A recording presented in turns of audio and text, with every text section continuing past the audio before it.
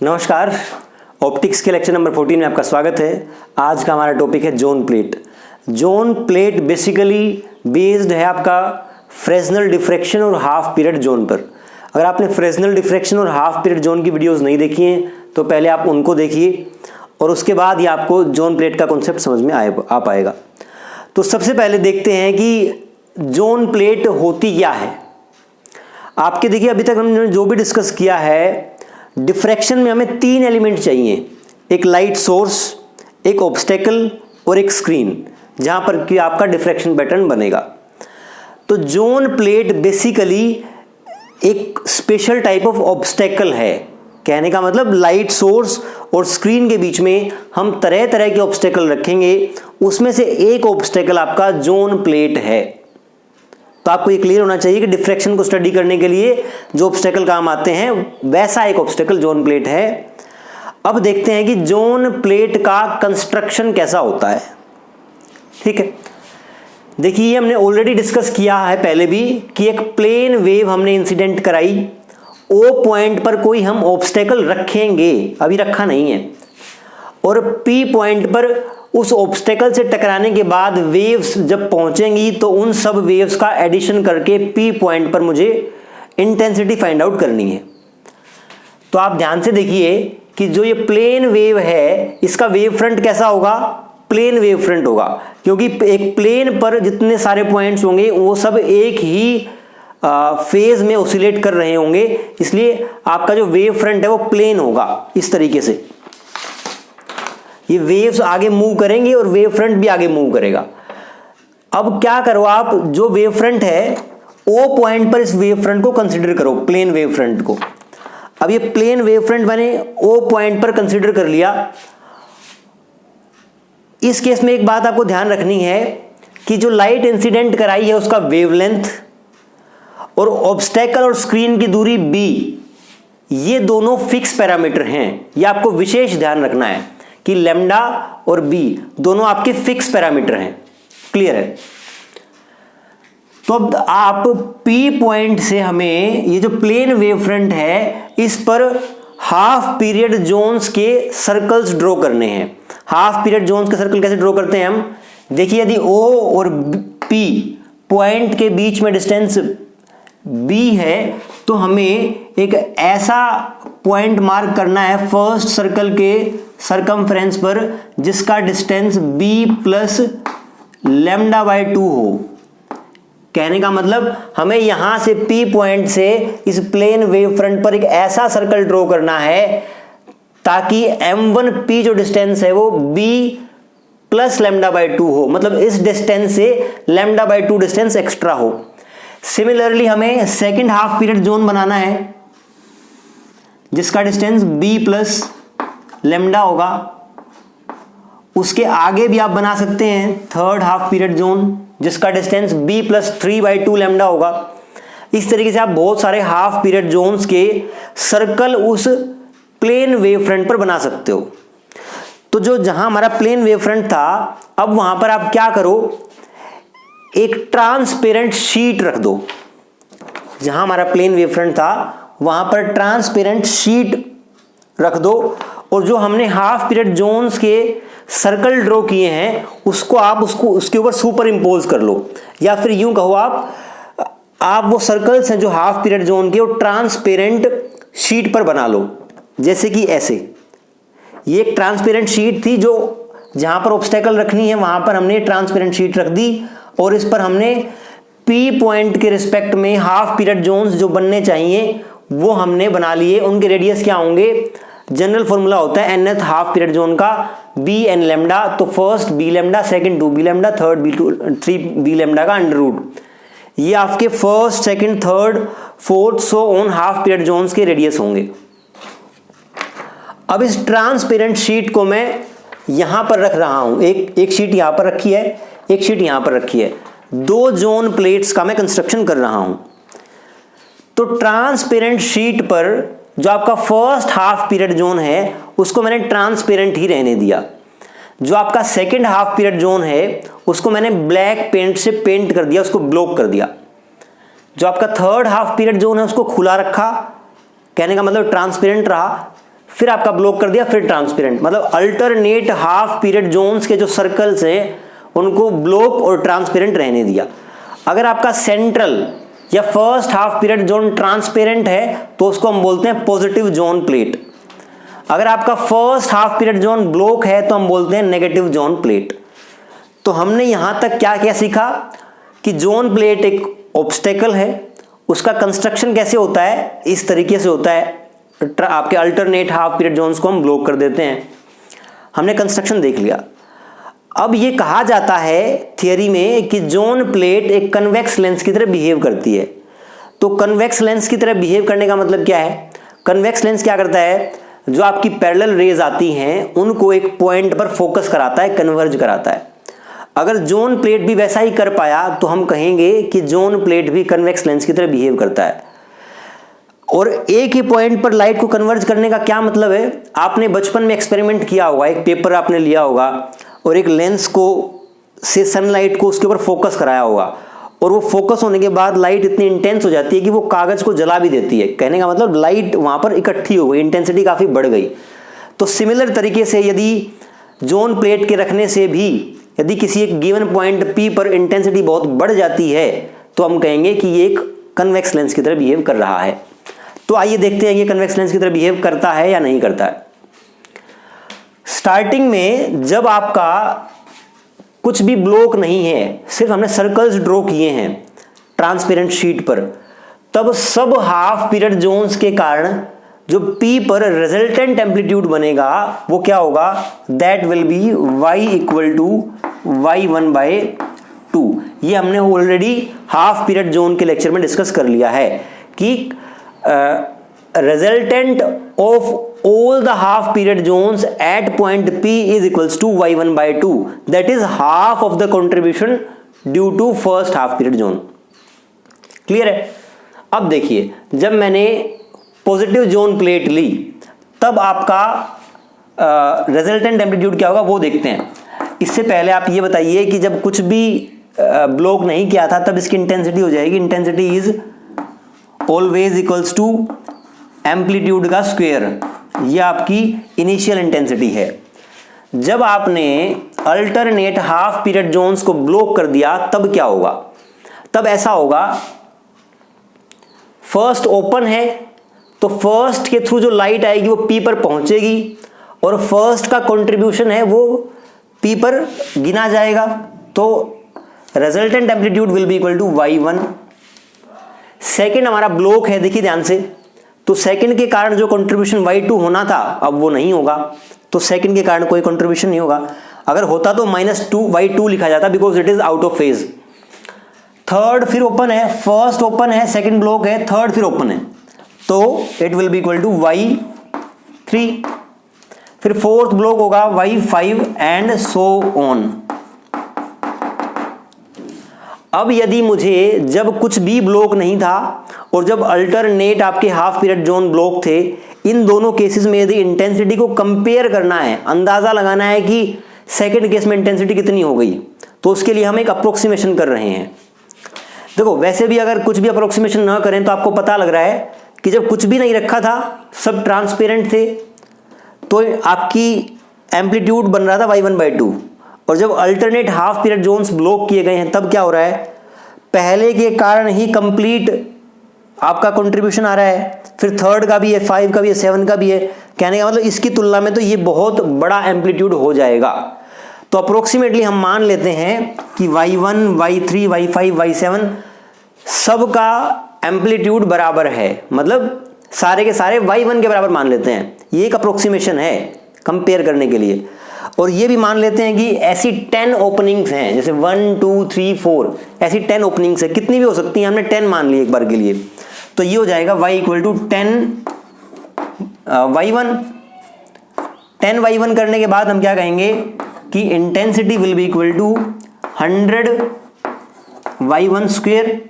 जब आप इस इंटेंसिटी को और इसको कंपेयर करोगे तो क्या मिलेगा आपको कि जो सेकंड केस है इसमें मैं यदि 400 मल्टीप्लाई कर दूं तब जाके ये बनेगा।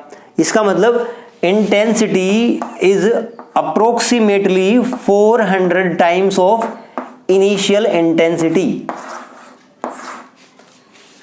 ये बात आपको क्लियर होनी चाहिए। क्या कहा गया है यहां पे कि जब आपकी ट्रांसपेरेंट शीट थी तब P पॉइंट पर जितनी लाइट इकट्ठा हुई उसकी इंटेंसिटी हमने I नोट मान ली। अब देखिए जब अल्टरनेट हाफ पीरियड जोन्स को ब्लॉक कर दिया तब जो लाइट इकट्ठा हो रही है P पॉइंट पर वो पहले वाले की तुलना में 400 गुना है, उसकी इंटेंसिटी 400 I नोट है।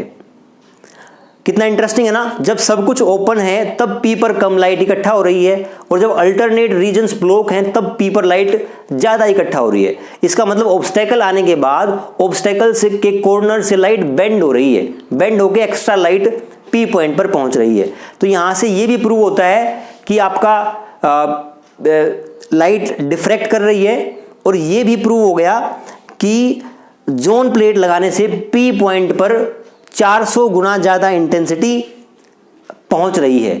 जैसे कि फोकस पे लाइट पैरेलल रेज को कन्वर्ज कराती है, यहां पर भी हमें ऐसे ही लग रहा है कि लाइट को वो एक जगह फोकस करवा रहा है। तो इस तरीके से हमने प्रूव किया कि जोन प्लेट कन्वेक्स लेंस की तरह बिहेव करती है।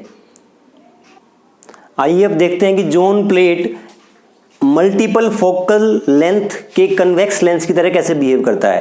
कहने का मतलब जोन प्लेट की मल्टीपल फोकल लेंथ होती है, ऐसा हमारी थियरी कहती है। अब इसको हम कैसे प्रूव करेंगे ये देखते हैं। वैसे अगर नाम से अगर समझें, अगर मल्टीपल फोकल लेंथ का मतलब क्या है कि कोई भी लाइट रेज पैरेलल आएंगी तो उन रेज को वो अलग अलग फोकस पर कन्वर्ज कराएगा, ये मल्टीपल फोकल लेंथ का मतलब होता है। तो डिटेल में समझते हैं एक बार कि जोन प्लेट की मल्टीपल फोकल लेंथ क्यों होती हैं। इसके लिए हम क्या करेंगे, सबसे पहले आपको यह ध्यान रखना है कि जो हमारा जोन प्लेट का कंस्ट्रक्शन था वो लैम्डा और इस डिस्टेंस b, ऑब्स्टेकल आपका यहीं रखा जाएगा, स्क्रीन आपका यहीं रखा जाएगा, दोनों के बीच की दूरी b ही रहेगी। ये फिक्स करने के बाद हमने रेडियस r1 निकाला था। कितना निकाला था? r1 equal to b lambda. r2 निकाला था under root 2b lambda. r3 निकाला था रूट 3b लैम्डा। कहने का मतलब इस p पॉइंट के रिस्पेक्ट में हाफ पीरियड जोन्स बनाए थे और उनका रेडियस ये था। इतना हमें क्लियर है। अब हम क्या कर रहे हैं, मल्टीपल फोकल लेंथ का एनालिसिस करने के लिए एक कोई जनरल पॉइंट P डैश, हमारा OP लेंथ कितनी थी? B। P डैश एक ऐसा पॉइंट है जो OP के जस्ट मिड पॉइंट पर है, मतलब OP dash is equals to B/2। इस मिड पॉइंट पर कितनी इंटेंसिटी होगी, हम इस बात की चर्चा करने वाले हैं। तो आप जब भी ध्यान रखिए, जब भी आपकी प्लेन लाइट इंसिडेंट होती है और ऑब्स्टेकल पर टकराती है तो जो जिस पॉइंट पर हमें लाइट इकट्ठी करनी है या किसी हमारा जो पॉइंट ऑफ इंटरेस्ट है हम उस पर देखना चाहते हैं कि लाइट यहां पर कितनी इकट्ठी होती है, तो जो हम हाफ पीरियड जोन बनाते हैं वो उस पॉइंट ऑफ इंटरेस्ट के रिस्पेक्ट में बनता है। जैसे कि यहां पे हमें P पॉइंट पर देखना था कितनी लाइट इकट्ठी हुई है, तो हमने उसी के हिसाब से हाफ पीरियड जोन्स बनाए थे। यहां पर देखिए, यहां पर जो हाफ पीरियड जोन बनेंगे हमें क्या निकालना है? Intensity at point P dash, और जोन प्लेट का जो कंस्ट्रक्शन है वो P पॉइंट के हिसाब से। अब रेडियस निकाल लेते हैं P डैश के अकॉर्डिंग जो हमारे हाफ पीरियड जोन बनेंगे। Rn dash will be equal to B dash n lambda. B dash is B/2 under root BN lambda by 2। और हम यहां से क्या बोल सकते हैं कि जो आपका R1 डैश है it will be equal to 1 put करेंगे यहां पे under root B lambda by 2। R2 dash कितना हो जाएगा? n की जगह 2 पुट करेंगे, 2 से 2 कट जाएगा, अंडर रूट B लैम्डा। तो ये आपका first half period zone with respect to P dash, second half period zone with respect to P dash. अब आप ध्यान से देखिए, जो हमारी ओपनिंग है, फर्स्ट ओपनिंग, उसका रेडियस कितना है? और जो लाइट आएगी फर्स्ट ओपनिंग के थ्रू, फर्स्ट ओपनिंग के अंदर पी डैश के अकॉर्डिंग कितने हाफ पीरियड जोन होंगे? देखिए पी डैश के अकॉर्डिंग पहले हाफ पीरियड जोन का रेडियस इतना है जो कि इससे कम है, सेकेंड हाफ पीरियड जोन का रेडियस इसके बराबर है। मतलब इस ओपनिंग में जो आपकी जोन प्लेट की फर्स्ट ओपनिंग है, पी डैश के अकॉर्डिंग उसके अंदर 2 हाफ पीरियड जोन्स आ जाएंगे। इतना क्लियर है? फिर अगर आप सेकंड की बात करेंगे, जो सेकंड आपकी ब्लॉक है, ओपनिंग नहीं है मतलब ब्लॉक है, इस ब्लॉक के अंदर कितने हाफ पीरियड जोन आएंगे? पी डैश के अकॉर्डिंग 2 और आ जाएंगे, y3 dash and y4 dash. अगर आप देखना चाहें तो आप देख सकते हैं, r3 dash will be equal to 3/2 b lambda, r4 dash will be equal to r4 dash कहां पुट करेंगे आप? यहां 4 पुट करेंगे, 2 से 2 कट जाएगा तो 2b लैम्डा हो जाएगा, 2b लैम्डा। तो P डैश के अकॉर्डिंग जो हाफ पीरियड जोन बन रहे हैं उसका रेडियस किसके बराबर हो रहा है? इसके सेकंड के बराबर हो रहा है। इसका मतलब जो ये सेकंड हाफ पीरियड जोन था P के रिस्पेक्ट में, इसके अंदर अंदर 2 हाफ पीरियड जोन आ जाएंगे P डैश के रिस्पेक्ट में। तो यहां पर जो P डैश के अकॉर्डिंग जो थर्ड और फोर्थ हाफ पीरियड जोन है उसकी लाइट P डैश पर नहीं पहुंच पाएगी क्योंकि ब्लॉक है। तो यदि मुझे resultant amplitude at P dash लिखना हो विच इज b/2, तो मैं क्या लिखूंगा? y1 dash amplitude due to first half period zone with respect to P dash point, second y2 dash first opening के अंदर 2 हाफ पीरियड जोन आएंगे P dash के रिस्पेक्ट में, दोनों मैंने लिख दिए। Next 2 half period zones will be blocked, क्योंकि उसके बाद का जो सेकंड जोन प्लेट का जो सेकंड एलिमेंट है वो ब्लॉक है, तो उसके थ्रू ये 2 R3 डैश और R4 डैश पास होने वाले थे या half period zones with respect to P dash, वो ब्लॉक हो जाएंगे, उनका कंट्रीब्यूशन 0 रहेगा। फिर नेक्स्ट के अंदर भी 2 आएंगे, तो यहां पर आप सीधा लिखोगे y5 dash minus y6 dash and so on. यहां पर हम एक अप्रोक्सीमेशन ले रहे हैं। जो फर्स्ट ओपनिंग थी उसके कारण P पर कंट्रीब्यूशन कितना था? y1। अब जो फर्स्ट ओपनिंग के कारण 2 हाफ पीरियड जोन, ये और ये, इनके कारण लाइट पास हो रही है। आप ये मान सकते हैं कि अगर यहां कहीं P डैश है तो first half period zone with respect to P will be this and second will be this. तो इनके कारण P डैश पर लाइट पहुंचेगी, सेकंड के कारण भी पहुंचेगी। तो हम अप्रोक्सीमेटली मान लेते हैं जो फर्स्ट का कंट्रीब्यूशन था y1 dash that is equal to y1/2। कहने का मतलब इस पूरे का कंट्रीब्यूशन y1 था, हमने अप्रोक्सीमेटली मान लिया कि इन 2 छोटे वाले हाफ पीरियड जोन का contribution at point P dash will be y1/2 and y1/2। तो मैं इन दोनों को y1/2 लिख सकता हूं, y1/2 minus y1/2 cancel out, y1। अब देखिए y5 और y6 को क्या लिखूंगा? P डैश के रिस्पेक्ट में ये फर्स्ट था, ये सेकंड था, थर्ड और फोर्थ ब्लॉक हो गए। 5 और 6 जोन प्लेट के थर्ड एलिमेंट में है और थर्ड एलिमेंट का यहां कंट्रीब्यूशन कितना होगा? y3, और उसके अंदर 2 आएंगे, दोनों के कारण y3/2 एंड y3/2 हमने मान लिया। तो ये आपका हो गया y3/2 minus y3/2, they will cancel out and so on, सारे टर्म कट जाएंगे, आपकी रिजल्टेंट एम्पलीट्यूड हो जाएगा 0। तो resultant amplitude at P dash b/2 जिसका डिस्टेंस है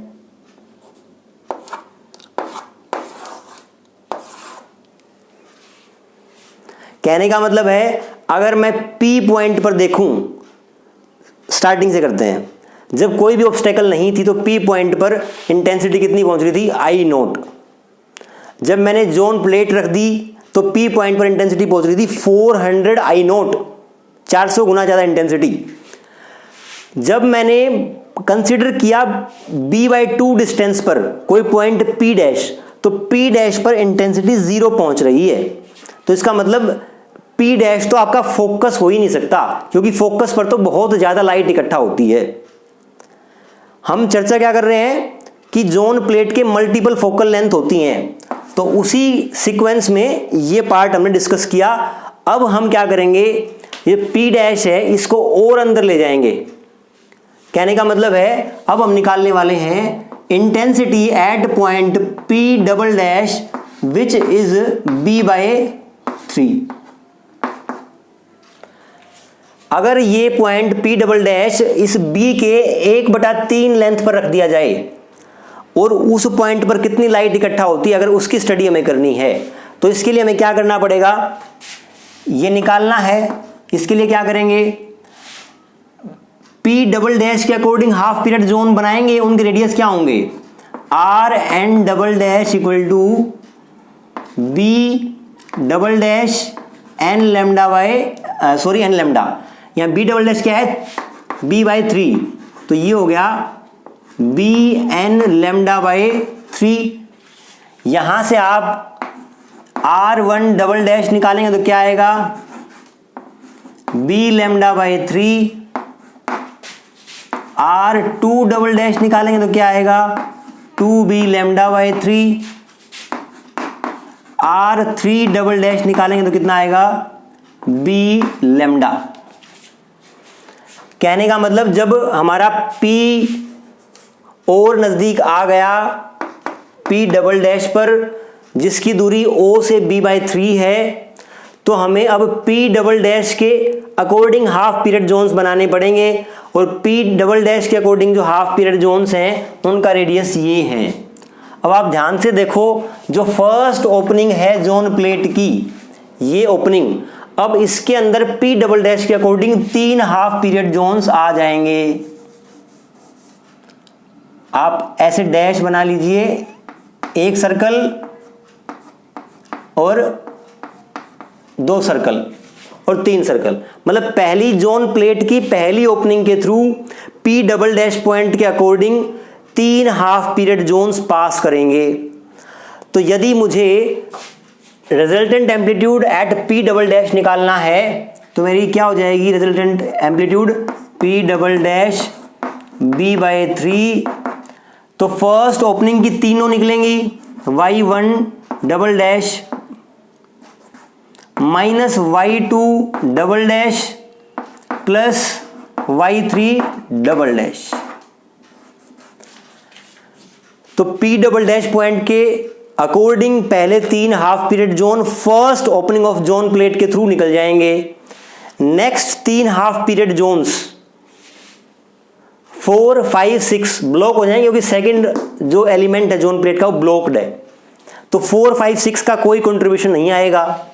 फिर हम लिखते हैं 4, 5, 6 ब्लॉक हो गया। नेक्स्ट फिर थर्ड ओपन है, थर्ड एलिमेंट के अंदर से कौन से आएंगे, 4, 5, 6 ब्लॉक हो गए, तो 7, 8, 9 Y9 double dash minus Y10 double, एक मिनट देख लीजिए, 1, 2, 3, 4, 5, 6, 7 आएगा यहाँ पे, 7, 8, 9, 7, 8, 9। इस तरीके से और टर्म भी आएंगे, मैंने 2 ही टर्म लिख दिया, आपके और भी टर्म आएंगे। अब आप ध्यान से देखिए, जो आपकी फर्स्ट ओपनिंग है जोन प्लेट की, उसका contribution at point Y1 at point P कितना था, Y1, और इसके अंदर फर्स्ट ओपनिंग के अंदर P डबल डैश के अनुसार 3 हाफ पीरियड जोन बन रहे हैं। तो उन तीनों हाफ पीरियड जोन्स का contribution at P double dash, ये P डबल डैश मान लीजिए, P डबल डैश पर इनका जो कंट्रीब्यूशन ये है, इन तीनों को मैंने इक्वल मान लिया और वो Y1/3 के इक्वल मान लिया। अप्रोक्सीमेशन है ये कि जो फर्स्ट ओपनिंग का कंट्रीब्यूशन एट पॉइंट P था, P डबल डैश पॉइंट पर जो कंट्रीब्यूशन बन रहा है इन 3 हाफ पीरियड जोन्स का वो उससे 1/3 कर लिया, क्योंकि इस एरिया के अंदर वो 3 आ रहे हैं। अप्रोक्सीमेशन एक लिया है, रफ अप्रोक्सीमेशन है। तो ये आपका हो गया y1/3 minus y1/3 plus y1/3 and अब देखिए जो थर्ड एलिमेंट है इसका कंट्रीब्यूशन एट पॉइंट P कितना होना चाहिए था, y3, और इसके अंदर 3 हाफ पीरियड जोन्स होंगे according two point P double dash. उनके हाफ पीरियड जोन्स का कंट्रीब्यूशन ये है, तो इन तीनों कंट्रीब्यूशन को मैं उस ओपनिंग के कंट्रीब्यूशन के 1/3 कर सकता हूं। तो थर्ड का जो कंट्रीब्यूशन था y3 उसका 3 कर दिया, y3/3 प्लस y3/3, ये आपका अप्रोक्सीमेशन है। यहां से 2 टर्म कैंसिल हो जाएंगी, एक टर्म बच जाएगी, और जब आप 1/3 को कॉमन लोगे तो it will B 1/3 y1 plus y2 plus y3 and so on. ठीक है, अगर आपको ध्यान हो, जब हमने क्या निकाला था, ये क्या निकला हमारा y p डैश b/3, इसको आप ध्यान रखो। अब जब P पॉइंट पर इंटेंसिटी कितनी थी, 400 times of initial intensity, B/2 पर पॉइंट वो लेके आए, इंटेंसिटी 0 हो गई, B/3 पे लेके आए तो फिर से इंटेंसिटी सफिशिएंट इंटेंसिटी आ गई है। क्लियर है? तो B/3 एक फोकस की तरह काम कर सकता है, लेकिन आपका P पॉइंट पर जितनी इंटेंसिटी बन रही थी उससे तो कमी बनी है, उसको भी हम कंपेयर करेंगे। पर इतना तय है कि जैसे P डैश पर इंटेंसिटी 0 आई थी, तो P डैश को हम फोकस नहीं मान सकते, P डबल डैश पर आपकी सफिशिएंट इंटेंसिटी आई है, इसलिए P डबल डैश को हम एक फोकस की तरह मान सकते हैं। वो फोकस कम इंटेंस होगा as compare to P। Okay, अब यदि मैं yp ट्रिपल डैश b/5 ले लूं तब क्या होगा, देखिए b/4 भी ले सकते हैं। b/4 में क्या होगा, जैसे यहां पे 2 ही एलिमेंट थे, दोनों कैंसिल आउट हो गए, तो b/4 में 4 एलिमेंट हो कैंसिल आउट होंगे, तो आपकी इंटेंसिटी वहां 0 रहेगी। b/3 पे नहीं हुई क्योंकि एक आपका एलिमेंट बच जाता है। सिमिलरली b/5 पर भी ऐसे 5 कंपोनेंट बनेंगे, 4 कैंसिल आउट होंगे, एक बचेगा, और वो y1/5 का फैक्टर होगा, क्योंकि फर्स्ट ओपनिंग के अंदर P ट्रिपल डैश के अकॉर्डिंग 5 हाफ पीरियड जोन बनेंगे। आप इसको ट्राई करना, ठीक है? तो इसकी रिजल्टेंट एम्पलीट्यूड भी आएगा 1/5 y1 plus y2 plus y3 and so on.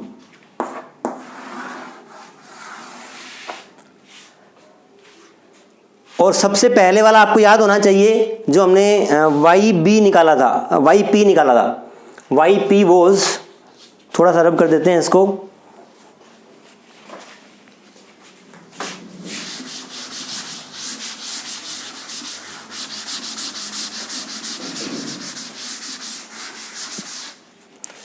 जो हमने yp निकाला था, yp was y1 plus y3 plus y5 and so on, और this intensity was 400 times of initial intensity. ये yp था, मतलब जब डिस्टेंस b पर हमने देखा। b/3 पर देखो, इसका 1/3 एम्पलीट्यूड बन रहा है, मतलब इंटेंसिटी कितनी बनेगी, दिस बाय 9, 400/9 I0। इंटेंसिटी उससे कम हो गई, लेकिन इंटेंसिटी सफिशिएंट है ताकि जिसके कारण ये पॉइंट फोकस कहला पाए। यहां देखोगे तो 1/5 हो गया, तो उसका 25 टाइम्स ये इंटेंसिटी हो जाएगी 400/25 I0। तो ये भी एक फोकस होगा, पर फेंट होगा। सबसे इंटेंस फोकस ये, फिर ये, फिर ये। तो आप कह सकते हो b/3, b/5, b/7 या b/any ओड इंटीजर, इतने डिस्टेंस पर जो भी पॉइंट होगा वो फोकस होगा। पर ये सबसे इंटेंस फोकस होगा और आगे जाके आपके फेंट होते जाएंगे पर सारे फोकस कहलाएंगे। इस तरीके से हम ये कह सकते हैं कि zone plate multiple focal length रखती है। क्लियर है? तो हमने क्या क्या पढ़ा आज के लेक्चर में? जोन प्लेट क्या होती है, जोन प्लेट कन्वेक्स लेंस की तरह बिहेव कैसे करती है, हमने देख लिया उसकी इंटेंसिटी इनिशियल इंटेंसिटी के 400 टाइम्स है। फिर हमने देखा कि वो मल्टीपल फोकल लेंथ कैसे रखती है। तो ये सारे टॉपिक्स हमने जोन प्लेट के रिगार्डिंग कंप्लीट किए। आगे का कोर्स हम अगले लेक्चर में आगे बढ़ाएंगे। Thank you very much.